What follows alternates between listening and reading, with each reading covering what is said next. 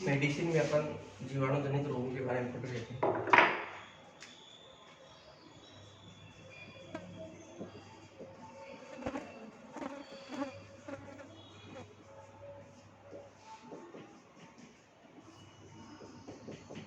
जीवाणु जनित रोग, जीवाणु जनित रोग के अगर बारे में देखें तो अपन पढ़ रहे थे लेप्टोस्पायरोसिस।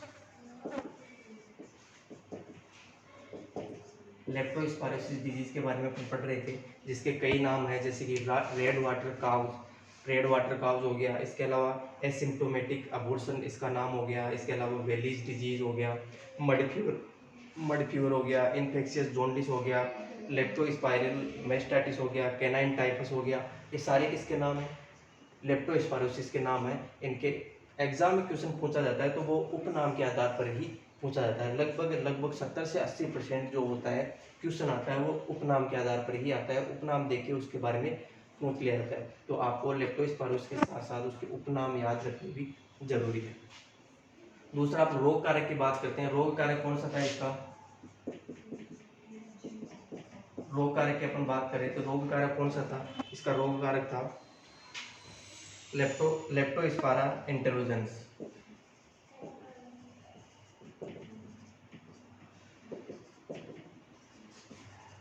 लेप्टोस्पायरा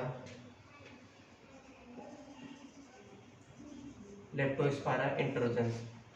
कौन सा रोग कारक का नाम क्या था? लेप्टोस्पायरा इंटेरोजेंस इसका रोग कारक था। अब इस रोग कारक की अगर बात करते हैं तो रोग कारक जो है वो सर्पिलाकार आकृति का होता है, हेड से मुड़ा हुआ आकृति का हो सकता है, मतलब हेड जो इसका होता है मुड़ा हुआ हो सकता है, सर्पिलाकार मतलब सर्प के समान दिखने वाला इसकी संरचना हो सकती है। इसके अलावा नॉन फ्लैजिलेटेड, मतलब फ्लैजिला इसके अंदर उपस्थित नहीं होते, नॉन फ्लैजिलेटेड। लेकिन फ्लैजिला नहीं होते हुए भी ये क्या होता है? गतिशील होता है, गतिशील होता है। ध्यान रखना, फ्लैजिला इसमें नहीं होते फिर भी ये क्या होता है? गतिशील होता है। सब में अगर जितने भी अपन ने डिजीज पढ़े, जितने बैक्टीरिया अपन ने पढ़े, उसमें सबसे पहला ये आया है जो गतिशील बैक्टीरिया है, जो गति कर सकता है। बाकी जितने अपने पढ़े थे वो सब गतिहीन थे, जो गतिशील नहीं थे, गति नहीं कर सकते थे। पहला बैक्टीरिया है जो गति कर सकता है, और जिसके अंदर फ्लैजिला भी नहीं होता फिर भी ये गति कर सकता है। तो ये इसके रोग कार्य की बात हो गई। इसको अभिरंजन से रंजित किया जा सकता है। जिम्सा स्टेन हो गया, सिल्वर स्टेन हो गया, फोंटाना, इसके द्वारा इसको रंजित किया जा सकता है। एपिडेमियोलॉजी की बात करते हैं, ये तो होगी रोग जनकता। एपिडेमियोलॉजी की अगर बात करते हैं तो एपिडेमियोलॉजी मतलब है इसका फैलाव किस प्रकार होता है। फैलाव की बात करें तो ये लगभग सभी प्रकार के पशुओं में हो सकता है, सभी उम्र के पशुओं में भी ये हो सकता है, सभी प्रकार के पशुओं में हो सकता है, सभी उम्र के पशुओं में हो सकता है। सही है, सभी प्रकार के पशुओं में हो गया, जिसमें केटल, बफेलो, सीप, गोट या हॉर्स हो गया, सूअर हो गया, सब में ये हो सकता है, और सभी उम्र के पशुओं में भी ये हो सकता है। इसके अलावा अगर इसकी एपिडेमियोलॉजी की बात करते हैं तो ये मूत्र के द्वारा फैल सकता है, मूत्र के द्वारा फैल सकता है, गर्भाशय के स्त्राव के द्वारा,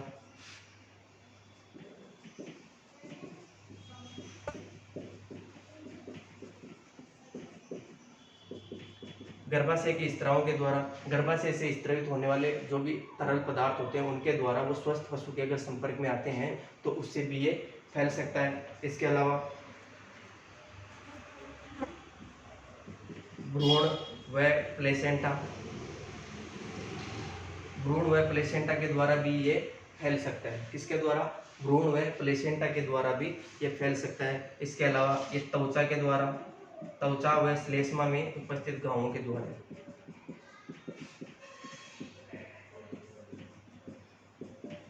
श्लेष्मा में उपस्थित घावों के द्वारा ये फैल सकता है। तो ये होगी इसकी एपिडेमियोलॉजी। ये एक प्रकार का जूनोटिक डिजीज है,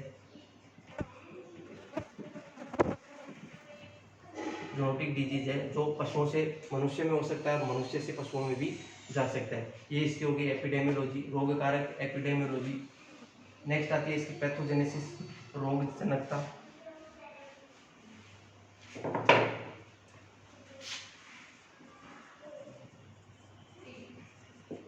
इस शरीर में प्रवेश करने के पश्चात लेप्टोस्पायरोसिस का जो बैक्टीरिया है वो शरीर में प्रवेश करने के बाद कहाँ जाएगा? रक्त में जाएगा। रक्त में जाने के बाद वहाँ पे क्या उत्पन्न करेगा, मल्टीप्लिकेशन के द्वारा अपनी संख्या बढ़ाएगा। संख्या बढ़ाएगा मतलब क्या उत्पन्न कर रहा है, सेप्टिसिमिया।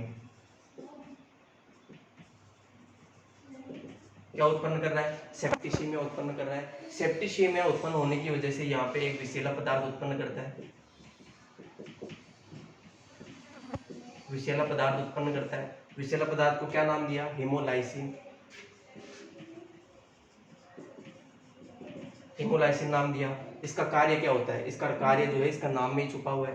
हेमो मतलब रक्त और लाइसिन का मतलब रक्त को तोड़ना या आरबीसी को तोड़ने वाला विषैला पदार्थ। तो ये क्या करता है, आरबीसी को तोड़ता है, आरबीसी को तोड़ता है। आरबीसी को तोड़ने के बाद हीमोग्लोबिन हो गया, वो फ्री हो गया। तो आरबीसी को तोड़ेगा तो एनीमिया होगा। इसको क्या बोला जाता है, हेमोलाइटिक एनीमिया।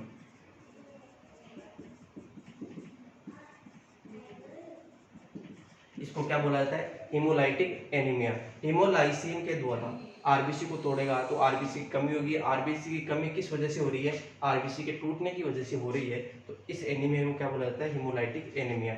इससे क्या होता है, हीमोग्लोबिन जो होता है वो मुक्त हो जाता है, फ्री हीमोग्लोबिन। ये हीमोग्लोबिन जो होता है, ये हीमोग्लोबिन क्या होता है, या तो मूत्र के द्वारा बाहर निकल सकता है, मूत्र के साथ बाहर आ सकता है, जिससे क्या कहा जाता है, हीमोग्लोबिन्यूरिया।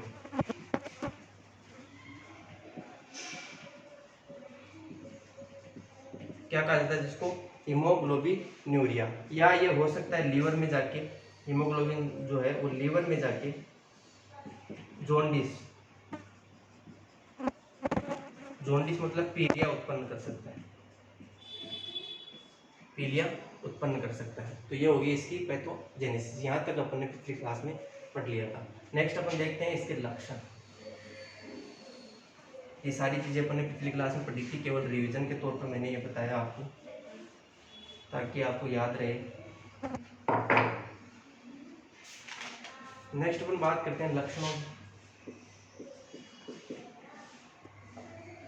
लक्षण, क्लिनिकल साइन। इसके क्लिनिकल साइन की बात करते हैं तो इसके कई फॉर्म्स पाए जा सकते हैं। जैसे कि अपन बात करते हैं सबसे पहले तो एक्यूट फॉर्म,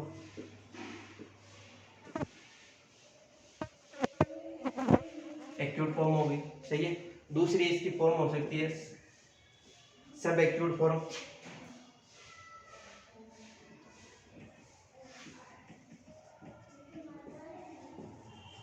सब एक्यूट फॉर्म। तीसरी फॉर्म इसकी हो सकती है क्रोनिक फॉर्म। ये फॉर्म सारी जो इसकी पाई जा सकती है। एक्यूट फॉर्म का मतलब होता है बहुत ही ज़्यादा जल्दी फैलने वाला डिजीज, जिसमें बहुत ही कम समय में लगभग 2 या 3 दिन के अंदर लक्षण प्रकट हो जाते हैं। उस फॉर्म को क्या बोला जाता है, एक्यूट फॉर्म। अगर थोड़ा ज़्यादा टाइम लगता है, जैसे कि 1 सप्ताह 2 सप्ताह का टाइम लगता है, तो उस फॉर्म को क्या बोला जाता है, सब एक्यूट फॉर्म। और कई महीनों का टाइम लगता है तो उसको बोला जाता है क्रोनिक फॉर्म। तो ये तीनों फॉर्म इसमें पाई जा सकती है और तीनों फॉर्म में अलग अलग लक्षण इसमें देखने को मिल सकते हैं। सबसे पहले अपन देखेंगे एक्यूट फॉर्म। एक्यूट फॉर्म की बात करते हैं तो इसमें पहला लक्षण है भूख नहीं लगना, पशु को भूख नहीं लगती है। दूसरा तेज बुखार,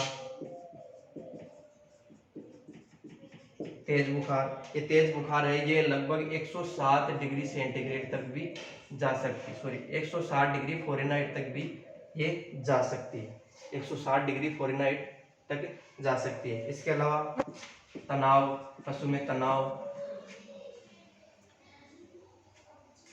श्लेष्मा झिल्लियों में स्त्राव, शरीर की जो श्लेष्मा झिल्लियां होती है, श्लेष्मा झिल्लियों में स्त्राव देखने को मिल सकता है। इसके अलावा हीमोग्लोबिन्यूरिया,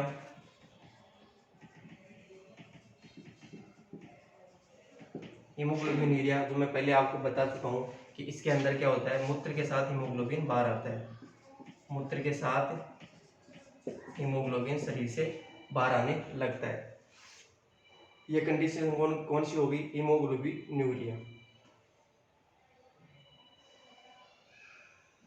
कौन सी कंडीशन होगी, हीमोग्लोबिन्यूरिया। नेक्स्ट इसका लक्षण है सांस लेने में तकलीफ,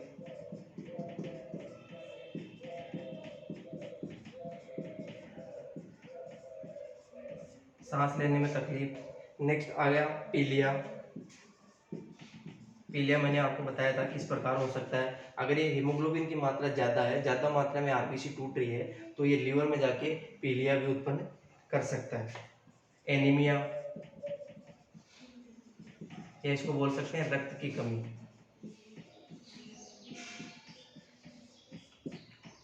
रक्त की कमी हो गई।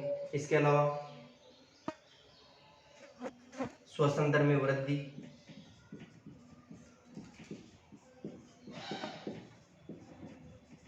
श्वसन दर में वृद्धि हो गई। उत्पादन में कमी या दूध उत्पादन में कमी,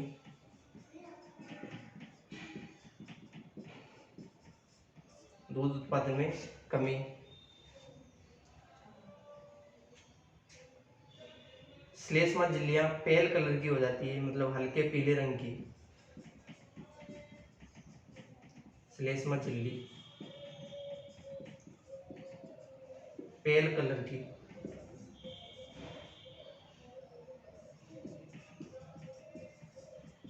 हो जाती है।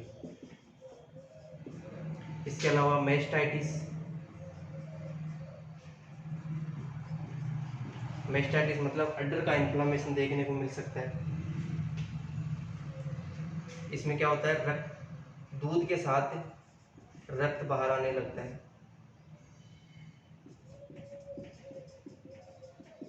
दूध के साथ रक्त बाहर आने लगता है और गंभीर स्थिति हो तो अगर पशु की मृत्यु भी हो सकती है। ये सारे लक्षण किसके हैं, एक्यूट फॉर्म के, जैसे कि भूख नहीं लगना, तेज बुखार जो 160 डिग्री फ़ारेनहाइट तक भी ये जा सकती है। पशु तनाव हो या सुस्त रहना, पशु तनाव या सुस्त रहना।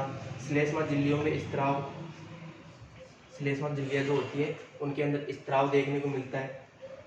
हीमोग्लोबिन यूरिया, हीमोग्लोबिन यूरिया का मतलब है मूत्र के साथ हीमोग्लोबिन शरीर से बाहर आना या सांस लेने में तकलीफ होना। सही है, सांस लेने में तकलीफ होना। इसके अलावा पीलिया, पीलिया जैसी कंडीशन इसमें देखने को मिल सकती है। एनीमिया देखने को मिल सकता है क्योंकि रक्त की कमी हुई है, रक्त की कमी हुई है तो हीमोलाइटिक एनीमिया मैंने आपको बताया अभी।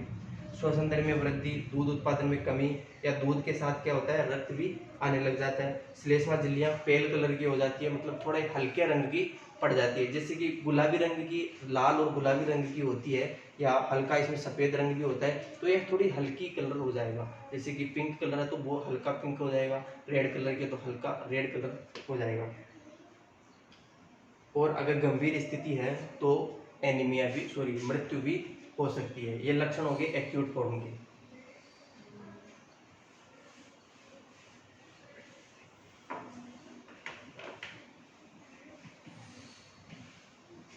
एक्यूट फॉर्म के लक्षण हो गए। अब सब एक्यूट,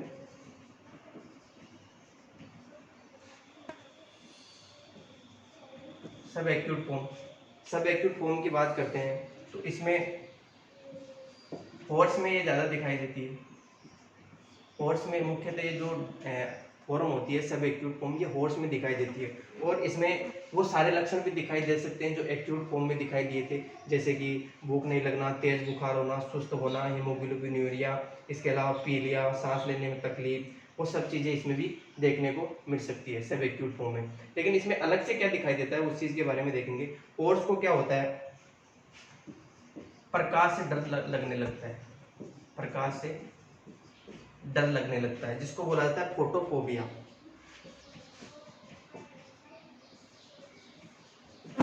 फोटोफोबिया जैसी कंडीशन देखने को मिल सकती है हॉर्स के अंदर। इसके अलावा आंखों का शोध, जिसको बोला जाता है कंजक्टाइवाइटिस।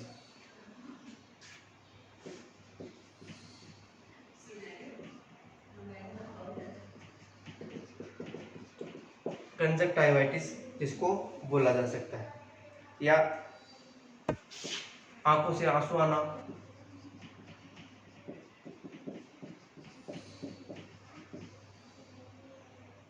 आंखों से अश्रुस्राव, इसको बोला जाता है, इंग्लिश में क्या बोला जाता है, लेक्रिमिएशन।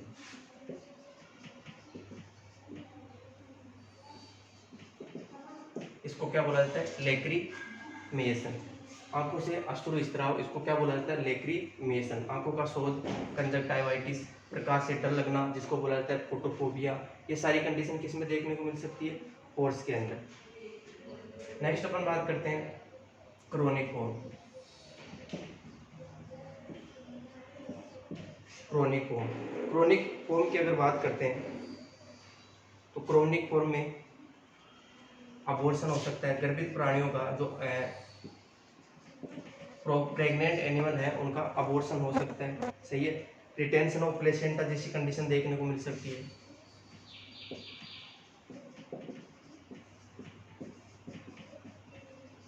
रिटेंशन ऑफ प्लेसेंटा मतलब प्लेसेंटा जो होता है वो शरीर से बाहर नहीं निकलता। अबॉर्शन तो हो गया, बच्चा तो शरीर से बाहर निकल गया, लेकिन जो प्लेसेंटा है वो शरीर के अंदर ही रह जाता है। ऐसी कंडीशन इसमें देखने को मिल सकती है। और जो अबॉर्शन जो होता है, अबॉर्शन होता है लास्ट ट्राइमेस्टर में होता है, अंतिम स्थिति में। अंतिम स्थिति में अबॉर्शन देखने को मिल सकता है। ये हो गए लेप्टोस्पायरोसिस के लक्षण।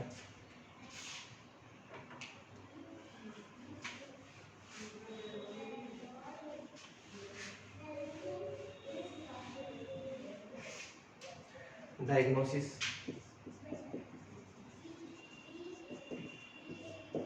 पहचान की अगर बात करते हैं तो इसका पहले तो लक्षणों के आधार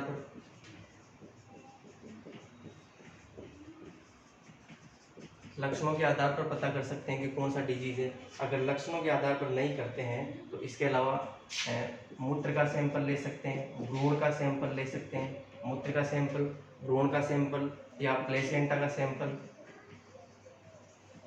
प्लेसेंटा, इनका सैंपल लेके क्या किया जाता है? जांच किया जाता है। प्लेसेंटा सैंपल,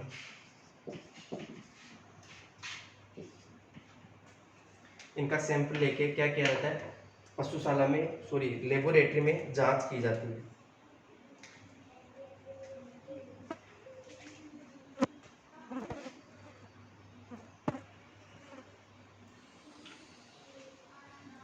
पशुशाला में क्या, सॉरी लेबोरेटरी में क्या की जाती है? इनकी जांच की जाती है।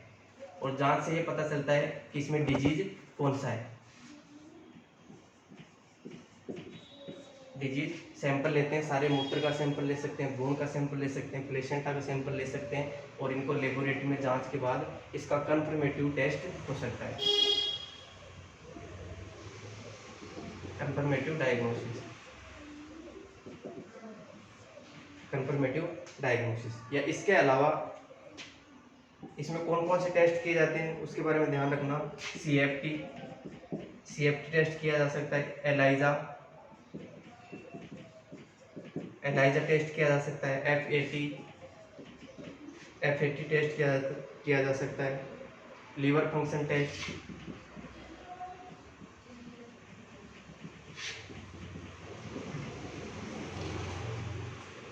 फंक्शन टेस्ट, इसके अलावा इनडायरेक्ट वेंडेनबर्ग टेस्ट,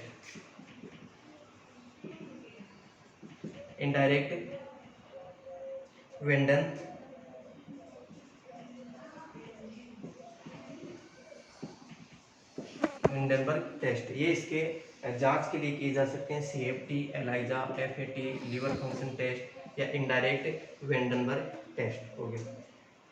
ये हो गया इसकी डायग्नोसिस। विभेदीय पहचान,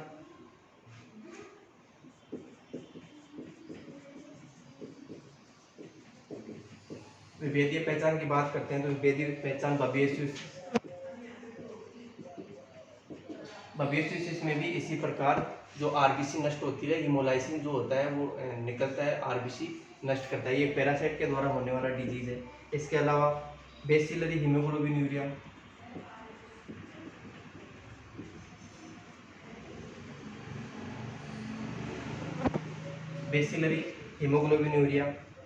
पोस्ट पार्टुरेंट हीमोग्लोबिनूरिया जिसको पीपीएच भी कहा जाता है, post parturient haemoglobinuria, cruciferous poisoning,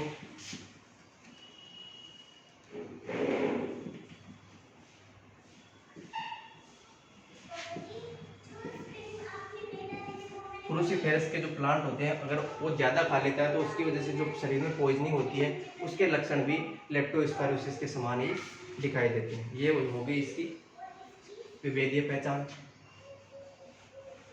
treatment की अगर बात करते हैं,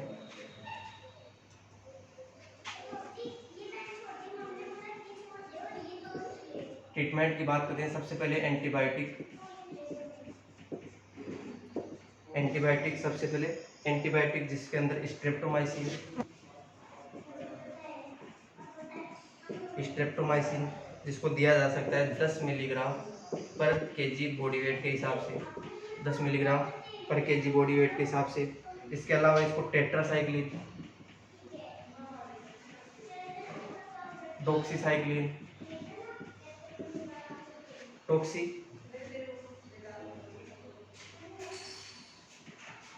टॉक्सीसाइक्लिन, ये सब एंटीबायोटिक इसमें यूज की जा सकती है।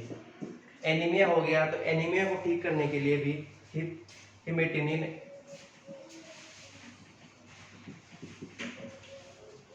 हेमेटिनिक्स इसमें दी जा सकती है, हिमेटिनिक्स। इसके अलावा B complex, vitamin B complex हो गया, लीवर एक्सट्रैक्ट हो गया। इसके अलावा नसेड्स हो गया, एंटीहिस्टामिनिक,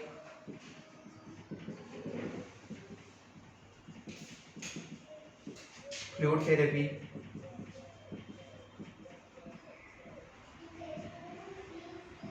थेरेपी। इसके अलावा सोडियम बाइकार्बोनेट।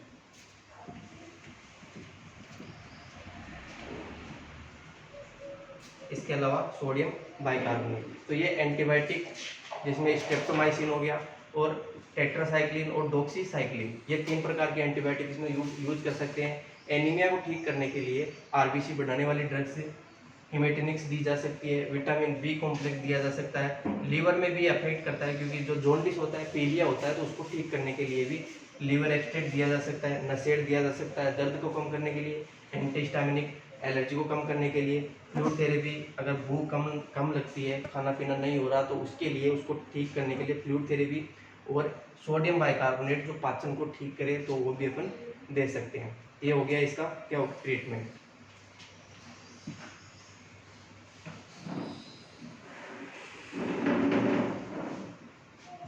नेक्स्ट है रोकथाम व नियंत्रण।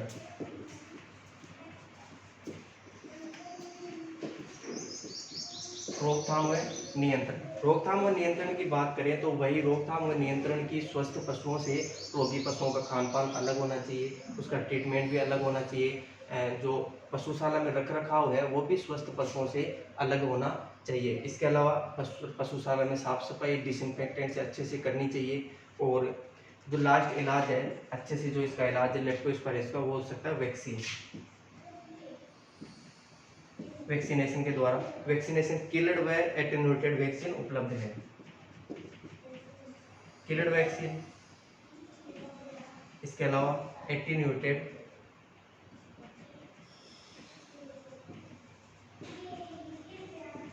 वैक्सीन मार्केट में अवेलेबल है लेप्टोस्पायरोसिस के लिए। तो ये आपका डिजीज लेप्टोस्पायरोसिस कंप्लीट हुआ।